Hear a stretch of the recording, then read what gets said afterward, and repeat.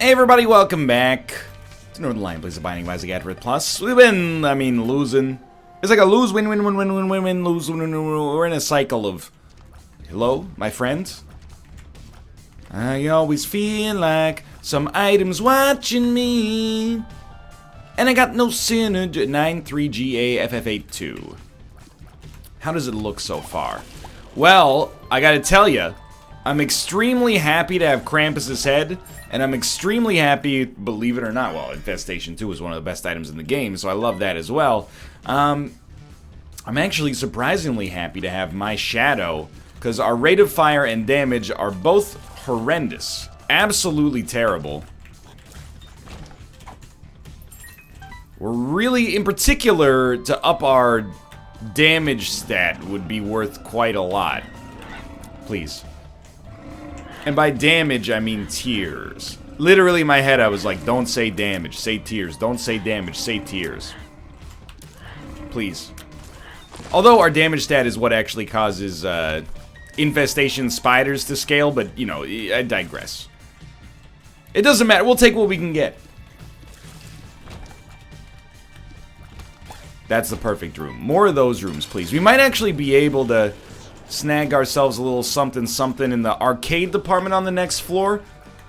Play a blood bank, get a champion belt, win the game, get chaos, 2 Steam sales, buy everything for free. What could be greater than golf with a gator? Ace of Hearts versus the Chariot. Both of these are like blood bank focused cards. Just run. Okay, we got 2 bombs. Let's find the secret room if possible, get enough money to get an arcade, and then move on. I don't know which one is better for a blood bank. I guess it depends. Certainly, I would say that, where would it be now? Maybe here? Okay, fair enough. You got me. Disregard all of our blood bank dreams. Instead, we're just going to take Chariot with us, because, you know, sometimes life means having to respond to the environment that you got around you there. Burning Basement 2. I would love if you could do exactly what you just did, thank you. Well, it didn't quite work out, but we got a golden bomb anyway. So golden bombs, so important for us trying to build a foundation here. You know, we got the Northern's hierarchy of needs for any Isaac run. If we're ever going to get to banter, there has to be a certain foundation of, oh god, please! That's gonna put a real monkey wrench into the plan here. I probably could have handled that if I just didn't panic as much as I did and focus 80% of my mental energy on making a funny voice. But, you know, I am who I am. Couple of really good items in our item room so far. I'm gonna say thank you to, more options for that, but who knows if that's really what did it. You know, it was the item on the right both times. Did we get item on the right or item on the left? I had no idea. We are also 1 hit away from complete death. 1 step beyond normal death. It's a death that there is no return from. Oh, you mean like you come back with 9 lives? No, no 9 lives. Judas the Shadow? Nope. Lazarus Rags? Absolutely not. We would just be DEA dead. DAE dead? Dude, there's a subreddit for you. You know, like, the wrong generation? I gotta do it. To him.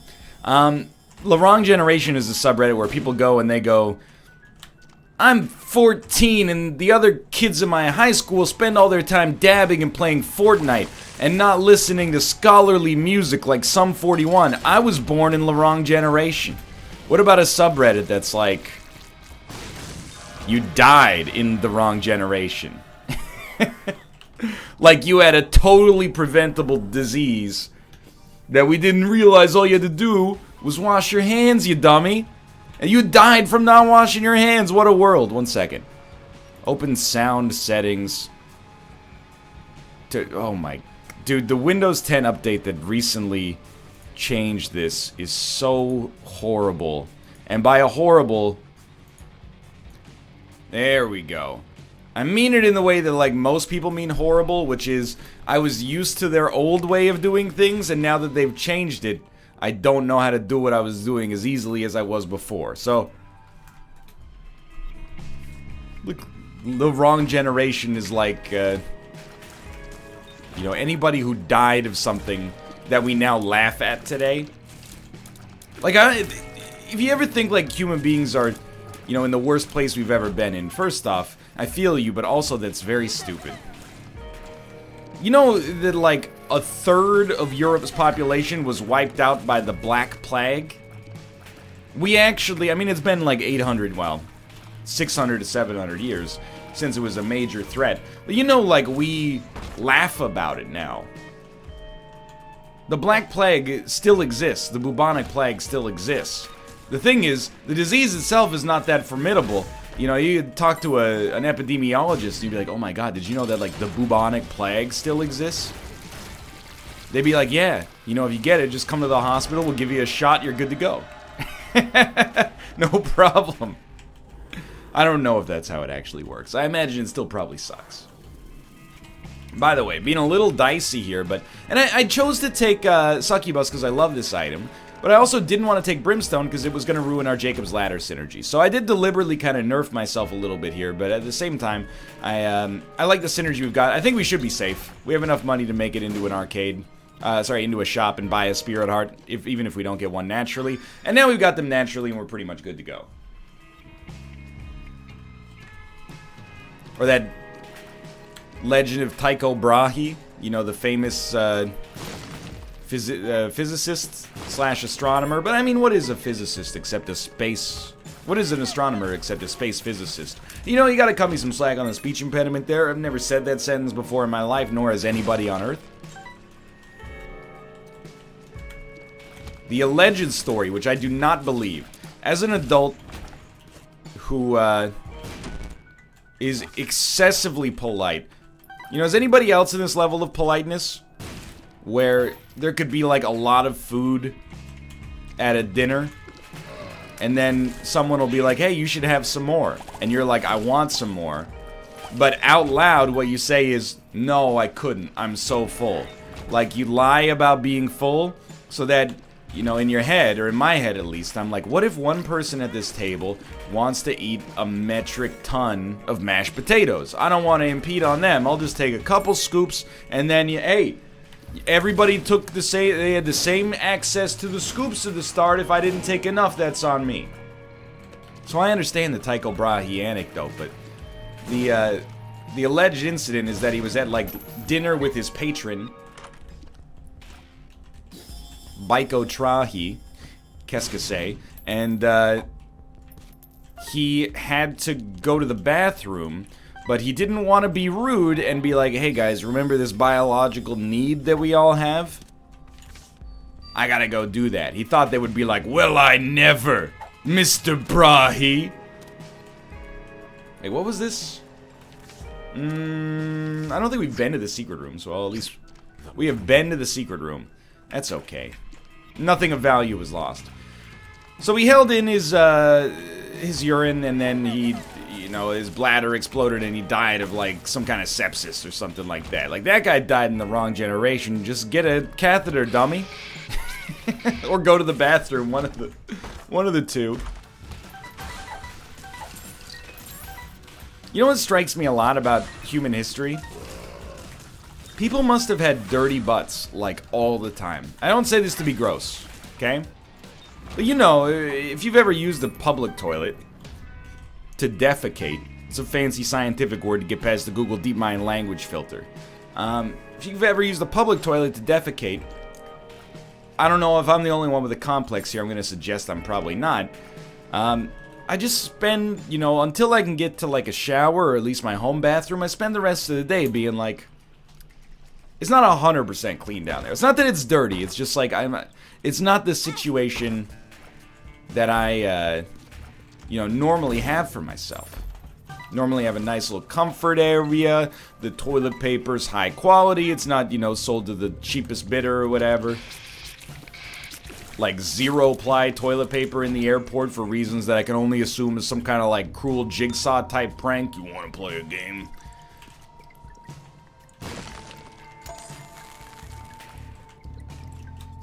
So I feel like in the like 1500s.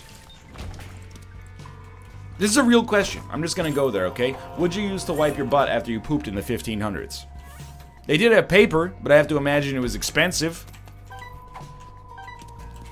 I mean, I was gonna say leaves, but, you know, if you're living in downtown London in the 1500s, what do you just, before you go to the bathroom, just climb up a big tree and pluck some leaves off it? I don't think so. Was there, like, a rag? Or did you just use your hand and then wash your hand, but soap hadn't been invented? So, like, it's... They would, I guess that's the messed up thing, they would live their whole lives not even realizing how dirty they were, and maybe ignorance is bliss in this standpoint. Like, I know how I feel if I don't shower for a day, and then the next day, as soon as I wake up, I'm like, I don't feel like me. They didn't even realize that they didn't feel like themselves. What a tragic story. Just one of the many reasons things sucked back then. But you do have to think that, you know, if you were alive in the 1600s, well, pretty much no matter when you were alive, due to the way that the passage of time works, you were alive in the most technologically advanced period in human society, to your knowledge, except for, like, you know, that era, and I don't know, I might be making some historians very mad, but wasn't there, like, after the Roman Empire collapsed and you entered the Dark Ages, which nobody likes to call the Dark Ages anymore because, you know, the Arabic world was thriving, but anyway, from the European standpoint, kind of a regression in terms of, like, perceived human progress. People were walking around in Rome and going, like, who built these, you know? We couldn't possibly build these. This is ridiculous. Like, some other society must have been here before we were. Well, right. So close yet so far on figuring that out. I really like 1 cube of meat. I think I'm willing to go with this. This is a great run so far, by the way. So maybe you were alive in the 1500s and you're like, you know... Well, I don't even know what a technological advance from the 1500s was. When was the printing press invented? Hold on, let me make sure this metaphor is period accurate. Printing press. Printing press was invented in 1440. Fantastic. So in the 15th century, you're like, man, can you imagine being in the 1300s? Where you had to get all your news from a town crier? Look at those idiots. Oh, what's the news? I don't know. I gotta wait for a man in a funny hat to tell it to me. Now we got the printing press, you idiots. It's great to be alive in the 1500s. The pinnacle of human society in progress. I wonder what it's gonna be like for us, man. I'm gonna be real cheesed if 2 things happen. 1, I die of a disease that within like a couple hundred years ends up no longer being a relevant reason to die. You know, like polio. And if you think that's a controversial statement, just frig off, okay? We have the vaccine! We did it! Anyway. I will maintain that is not controversial. Anyone trying to tell you that's a controversial statement is being an idiot, but I'm preaching to the choir here, I'm sure, so I hope at least. So that, first off, that has to happen. Like, if I get hit by a car, self-driving or otherwise, I'll be like, you know what? We haven't invented a way for human beings to survive being hit by 1,500 pounds of metal at a, you know, 90 kilometers an hour. Fair enough. I'm not gonna file a grievance in heaven and be like, that's really unfair that, you know, the kids born in 2080 don't have to deal with this stuff, yet I did. And the other one would be there has to be some kind of afterlife so I can look down and see punks like myself making jokes at the reason that I died at my own expense. Look at this idiot. He died of lymphoma. Don't you know you could just drink more pineapple juice and it'll clear it right up? I'll be like, we didn't know that at the time, okay? The scientific record had not shown that pineapple juice was the theoretical cure for this disease. Please. Let me go. Friends till the end. Pheromones. It's just, you know, it's still a great run. Don't get me wrong. And we're on the Depths 1, right? Yeah, so we're actually like 3 minutes ahead of schedule. This is extremely good. You have to remind yourself sometimes. It's like, you know, when you don't walk into a room and kill everything instantly, it's very easy sometimes to be like, this run stinks. See, I don't know what it'll be like in the future. Maybe it'll be the opposite. You know, that's what worries me is well, worry is a strong word here. It doesn't really worry me. Because, like, I don't know if any of you have hit this point where you're like... I think this is easy enough for me to say because I don't have kids right now. I'm going to try this right here. But I've kind of hit that point. I've reached an age where when I die... if I die, I should say. It's not a tragedy. It's more just like people go, he was so young. And that you're kind of in that range... From, I would say, like, maybe 26 to 50. If you die and you're 49, people go, oh, he was so young. If you die and you're under the age of 20, people are like, it's a tragedy. It's, you know, unfathomable. You know, what a cruel existence this is. Even as a 29-year-old. You know, when I see a news story and it's like, you know, 29-year-old found dead after a hiking accident, first I'm like, my dude.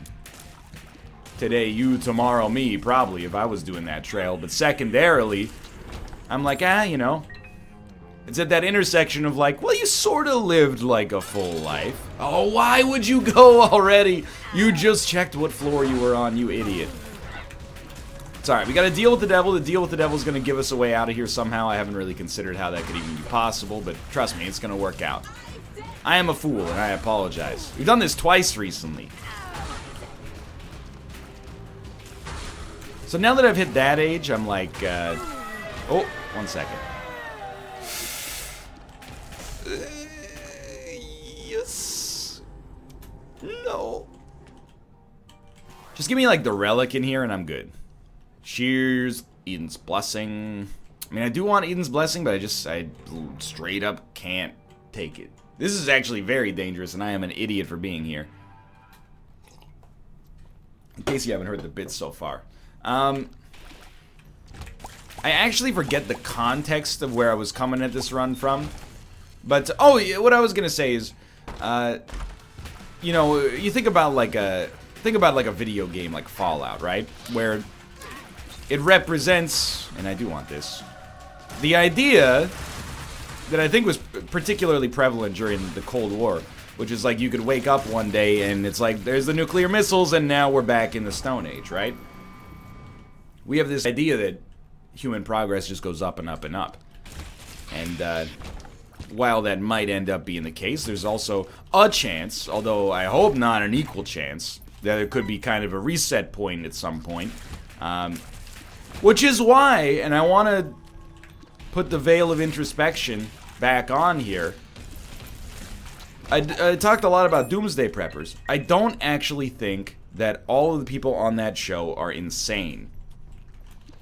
It seems to me like to have a plan for when things go wrong, or if things go wrong, I should say, is actually borderline smart. Where you cross the threshold into psychosis is when you spend like every waking hour that you're not working planning for the inevitable apocalypse. Did I say hippocalypse? You know, the apocalypse of hypocrisy. You've never heard of it? It's actually what happens when the Shakira bomb is dropped.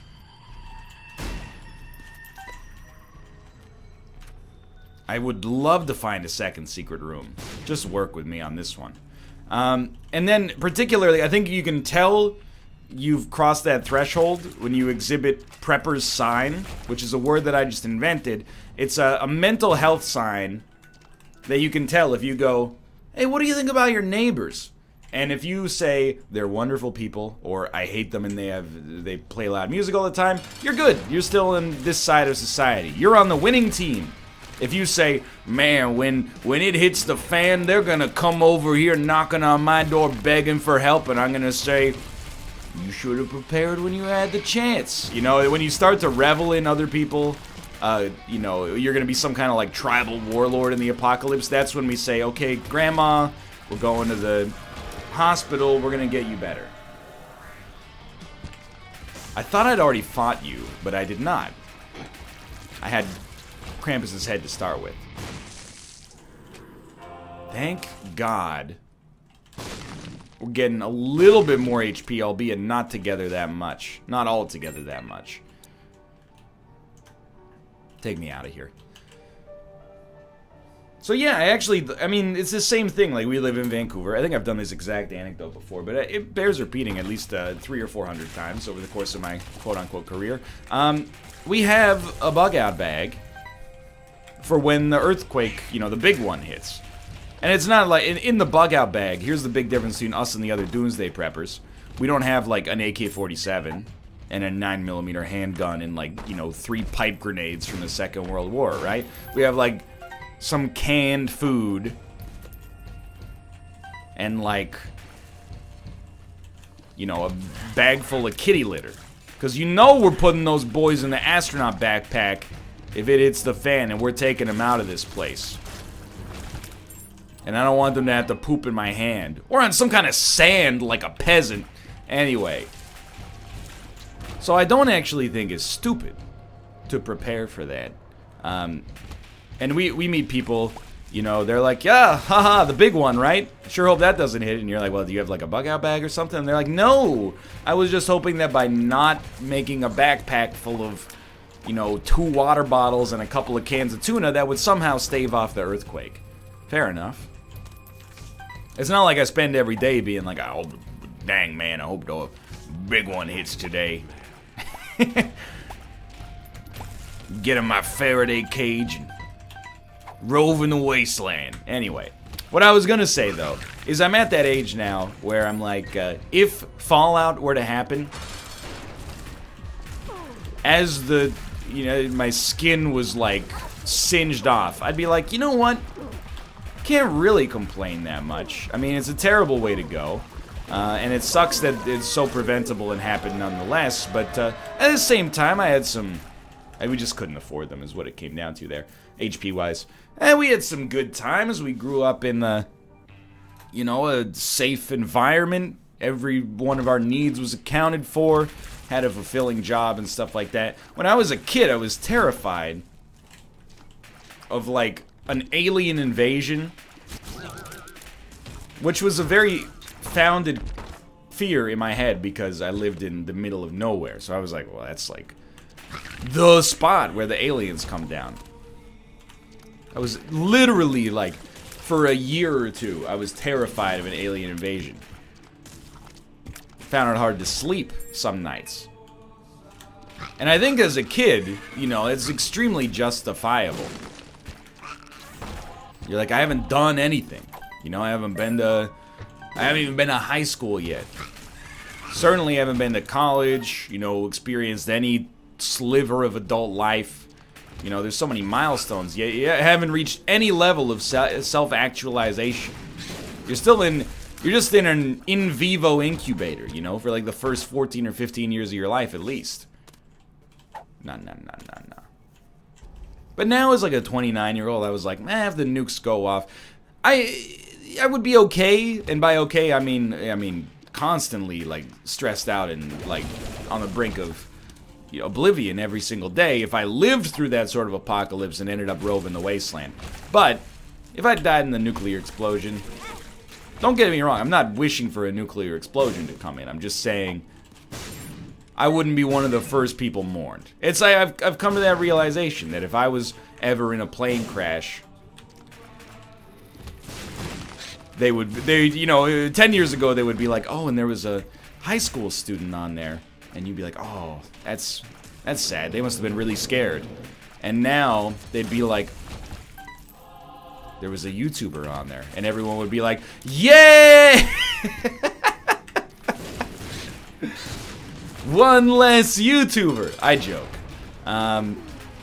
But like, I would not look forward to the takes on Twitter the next day. If I'm watching Twitter up in heaven. Or down in heaven. Or up in heck, down in, you know, I don't know the geography and the topography of it, but I would not enjoy watching Twitter that next day.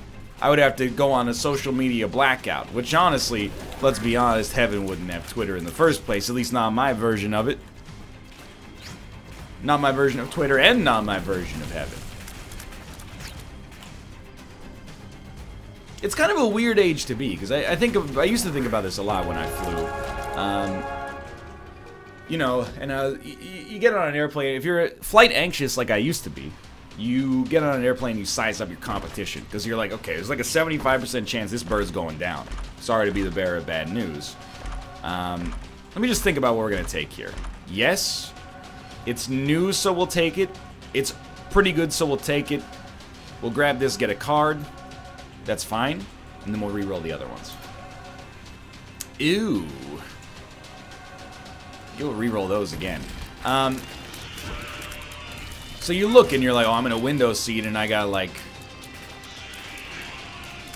you know, the people that are in the aisle in the middle seat, they don't look like, they look like they're the kind of people that are gonna be, oh, evacuate the plane, but I've got to get my stuff from the overhead bin. And you're like, no, you don't. Just sue the airline after. You can get a new Louis Vuitton carry-on. It's okay. I'm trying not to die of smoke inhalation here. I'm at an age where I think if a disaster struck, a couple of things would happen. You know, if I was ever on a ferry that started to go down, I'm like Billy Zane's age in Titanic. Billy Zane, if you haven't seen Titanic, is the second biggest villain of Titanic. The biggest villain is an inanimate iceberg in the North Atlantic. So Billy Zane is an able-bodied young man. He's probably in like his early 30s by the time the movie takes place. And you know why he's a jerk? Well, to be honest, I haven't seen the movie in a long time. If I remember correctly, he says some not-so-nice things to Kate Winslet over the course of the movie. But also, when they go women and children first, Billy Zane is like, oh, hell no, you know? Equal rights mean equal responsibilities. I'm not saying I agree with him, I'm just saying I can see where he's coming from, where he, you know, pushes an old lady out of the way and gets onto the boat. I'm not saying that would be me in the event of an airline disaster, okay? I'm not saying I'd be pushing octogenarians out of the way to get off the plane faster. All I'll say is that if they're impeding the speed for everyone to get off the plane, I might push them out of the way. What I would like, I might pick them up and then just, you know, take them down the aisle myself. But I'm at an age where people expect me to be selfless. Like, I'm supposed to be the last one out of the boat. And then you know, they name a high school after me later.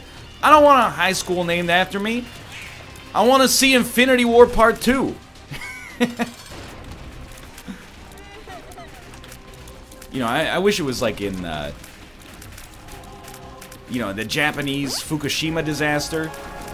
Like the robots couldn't get in to deactivate the reactor because the radiation was just melting the mainframe and stuff like that. And they would send in, well, they would volunteer, but like 80-year-olds would go in there with wavering hands and shut down the reactor. I'm like, that's the way it should be. Because I'm not 80.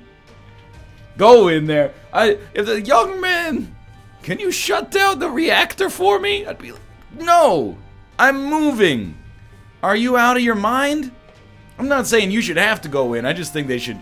Can't you just make a better robot? Get Elon on the case. But still, that was very selfless. That's what I'm gonna. I don't even know what I would do. I would just hope to be sitting near the hole that got created in the plane if a situation like that ever came to pass. Anyway, thanks for watching. I hope you enjoyed it. If you did, click the like button. It's a great deal. Of course, subscribe if you want some more in the future. For now, watching. We'll see you next time.